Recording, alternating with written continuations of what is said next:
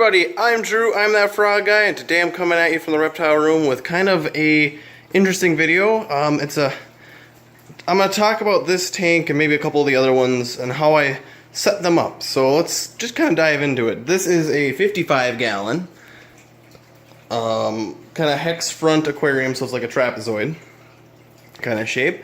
And I got two islands here. From the looks of it, you can't really tell what the islands are made out of. If we kind of get in here at an angle, you can see I got some larger rocks. We'll shed some light, it lets me, to what's really going on there, but I'm getting too much glare. But over here, you can see I filled this whole side in using the rock as like a wall, and then fill this in with gravel. So I have my nice big long wall of rock, my other long wall of rock, and then the same thing on this side. I filled it in with gravel to act as my mountains, using these as walls to keep the gravel from falling inwards. Then I just raised it up to a certain point where I knew I wanted the water, and I made my false bottom here. You can see it's not a very thick layer of dirt. I'm only growing like ferns and stuff and small growing plants in here. I wonder how that got all cleared off over there. And then same thing on the other side.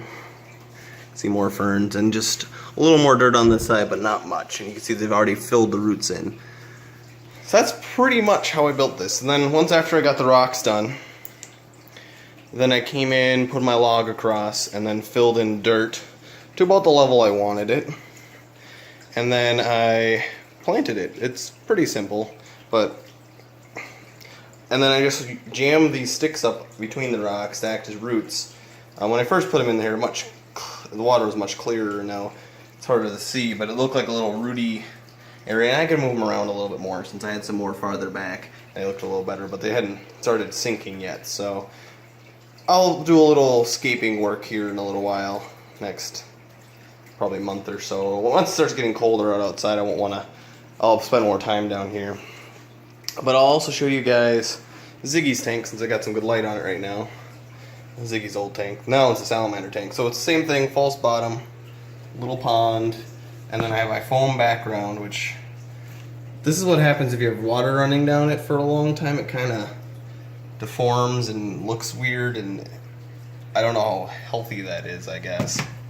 And then on the back, which my whole glass plate has moved.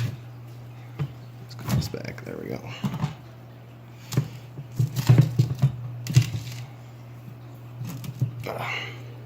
One problem with the sliding glass lids is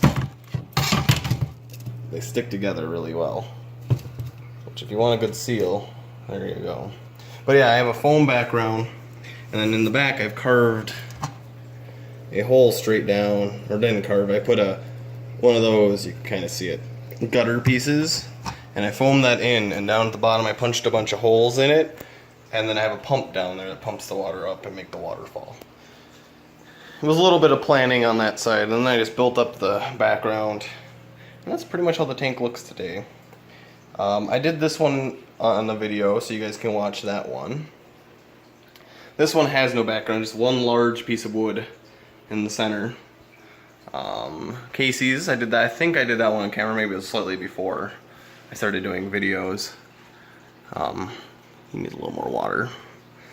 This new tank, using the similar properties from the islands, I did two large hills and then filled in dirt behind them using rocks kind of as my wall.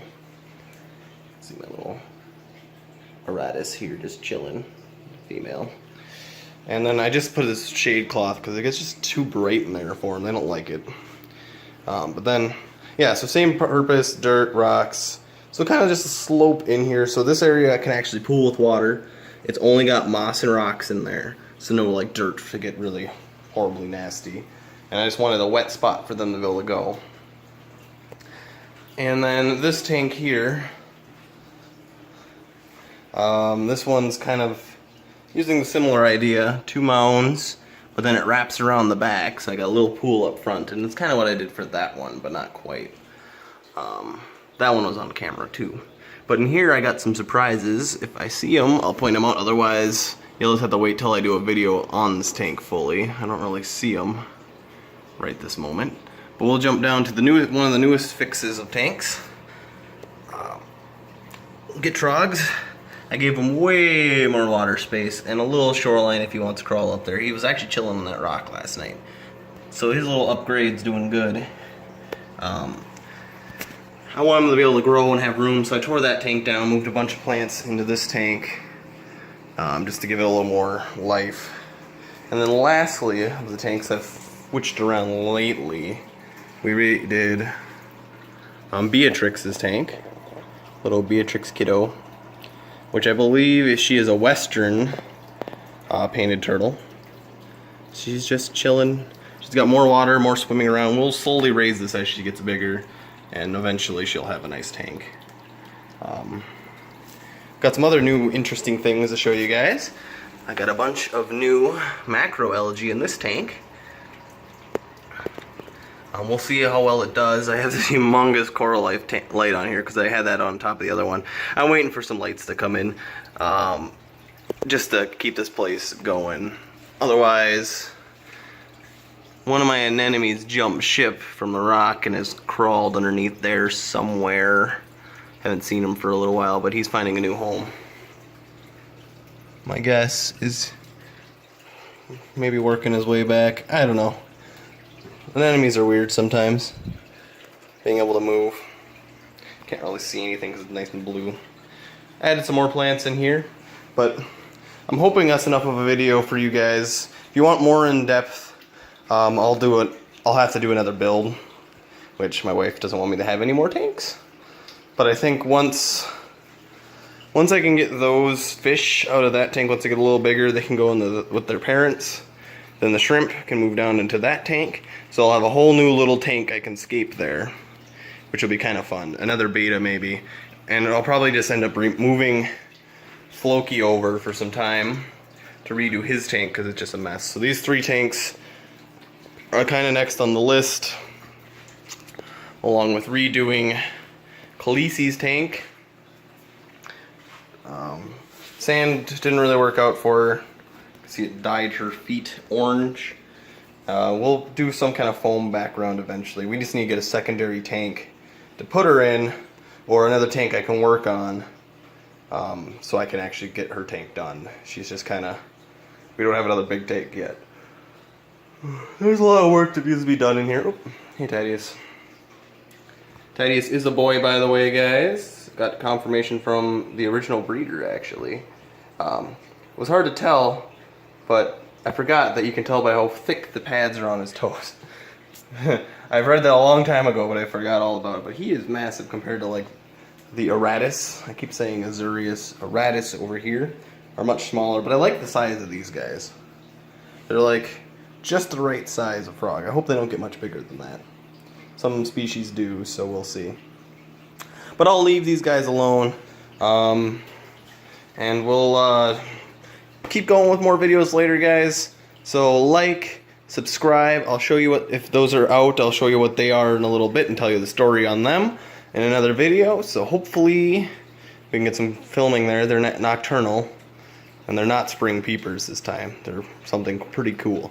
So, like, subscribe, and hit that bell icon if you want to get notified when I release videos. I currently release videos Tuesdays and Thursdays, I will this fall / winter. It might change here and there depending on my time schedule, just the way my time's working out. Tuesdays, Thursdays are the only things I'm getting time to release videos on. Just because I need the 2 days to film, because I don't always have time with this big of a reptile room. There's a lot of stuff I need to do every day. So one thing, if you ever guys get into this hobby, you gotta know you'll be doing a lot of maintenance, a lot of feeding all the time, especially if you have as many creatures as I do.